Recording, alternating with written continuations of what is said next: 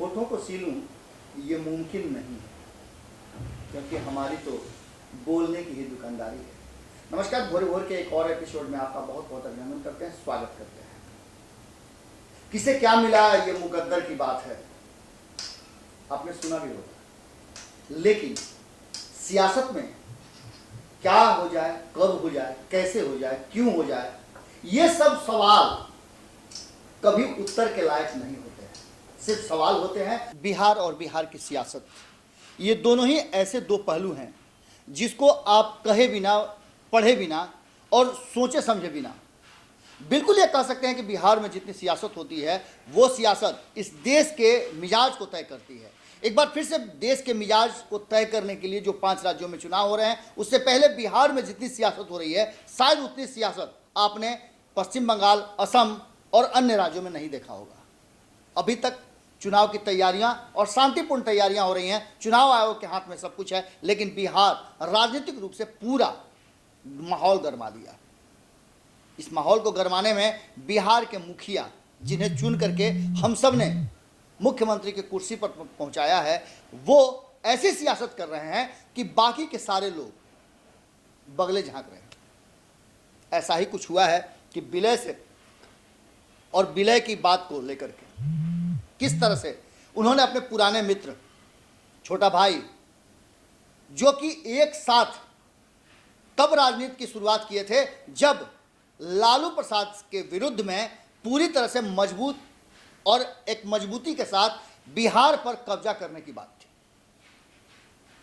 एक दौर वो भी था जब नीतीश कुमार लालू प्रसाद के साथ होकर के, और ये दावे के साथ वो कहते हुए सदन में भी उन्होंने कहा, तेजस्वी यादव से वाद विवाद के दौरान उन्होंने साफ तौर पे कहा था कि तुम्हारे पिताजी को किसने बनाया, और ये कई बार वो रिपीट कर चुके हैं कि मैंने ही नेता प्रतिपक्ष बनाया था, जिसके कारण वो मुख्यमंत्री की कुर्सी तक पहुंच पाए लालू प्रसाद। अब इन सब बातों का आने वाले समय में और बिहार की राजनीति से क्या मतलब है, ये एक अलग बात है। लेकिन सूद समेत वसूल करने के लिए नीतीश कुमार जिस तरह से लालू प्रसाद को मुख्यमंत्री बनाए थे, तैयार हैं, और इसके लिए उन्हें जो जो चाहिए वो सारी चीज़ें मुहैया करा रहे हैं। इससे पहले उन्होंने भारतीय जनता पार्टी को जैसे चाहा वैसे प्रयोग किया और अपने शर्तों पे भारतीय जनता पार्टी को बिहार में उनके पीछे पीछे चलने के लिए मजबूर किया। लेकिन 2020 के चुनाव में जो कुछ भी हुआ वो आपने देखा। इसके बाद क्या हुआ, तो इसके बाद बिहार की राजनीति ने एक करवट लिया, और ये करवट था कि नीतीश कुमार पर एंटी इनकम्बेंसी कह लें या फिर वो साजिश कह लें, जो कि नीतीश कुमार और उनकी पार्टी के नेता लगातार कहते हैं। अगर आपको जानना हो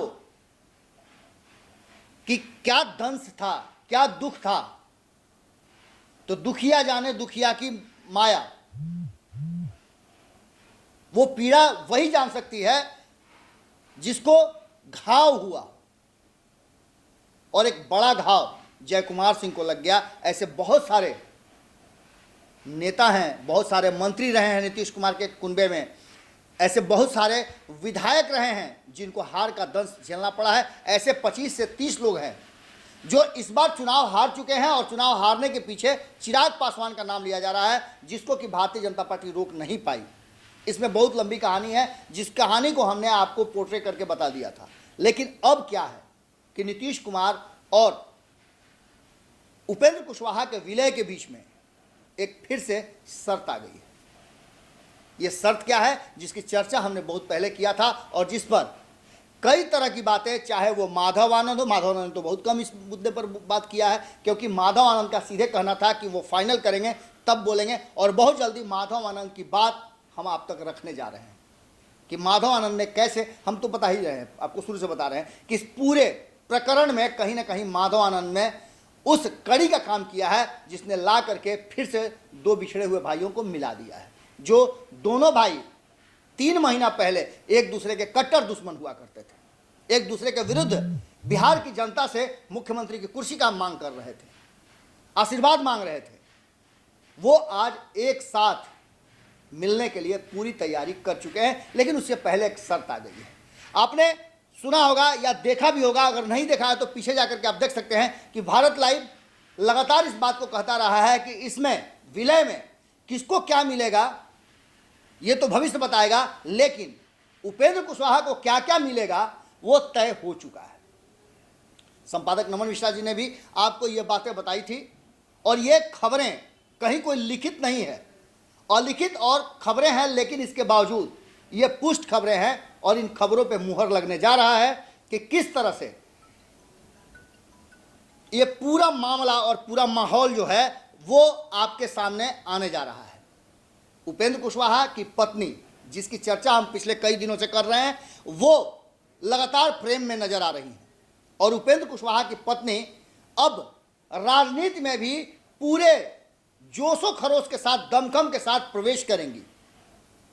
और जिस तरह से कभी लालू प्रसाद ने राबड़ी देवी को बिहार की राजनीति में स्थापित किया था, बिल्कुल उसी शैली में उपेंद्र कुशवाहा अपने पूरे इन दिनों जितने भी उन्होंने 10 जेलें हैं, जितने भी उनके लोगों को तोड़ करके जदयू में शामिल कराया गया है, उन सब का बदला और हिसाब किताब चुकता करने के लिए अपनी पत्नी को राजनीति में प्रवेश करा रहे हैं। स्नेहलता का अब पार्टी के कार्य में हिस्सा लेना, शामिल होना, कार्यकारिणी की बैठक में आना, और ये चर्चा हम पहले से कर रहे थे कि उनकी पत्नी एमएलसी भी बनेंगी, और हो सकता है कि शिक्षा विभाग ही उन्हें मिले, क्योंकि शिक्षा में सुधार की बात तब भी उठी थी जब कार्यकारिणी की बैठक चल रही थी, और शिक्षा में सुधार को लेकर के पहले से भी उपेंद्र कुशवाहा सटे रहे हैं।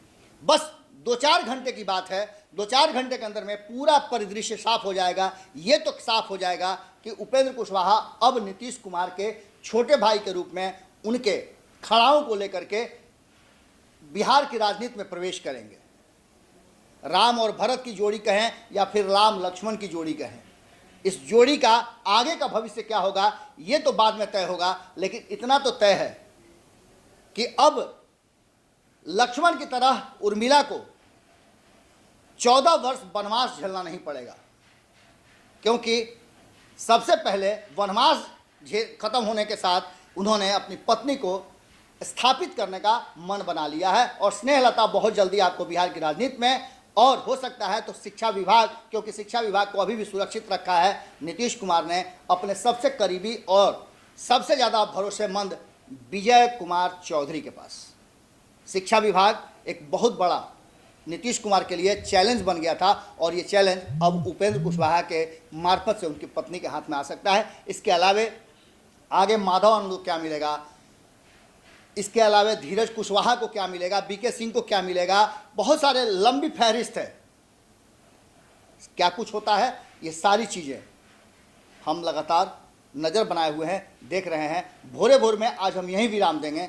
इसके साथ ही बिहार की राजनीति और बिहार में होने वाले हर छोटे बड़े अपडेट पर हम आपको आकृष्ट रखते हैं, ध्यान आपका आकृष्ट करा के रखेंगे। बहुत जल्दी आरएलएसपी के अंदर से निकाल कर खबरें आपके सामने पहुंचा रहे हैं। इस पूरे मीटिंग से पहले 1 बजे जब उपेंद्र कुशवाहा ने अपने लोगों की, आरएलएसपी के लोगों की मीटिंग बुलाई है, शायद ये आरएलएसपी की अंतिम मीटिंग होगी, क्योंकि इसके बाद आरएलएसपी जदयू में विलीन हो जाएगी, विलय कर लेगी, और तब एक नए अध्याय का शुरुआत होगा।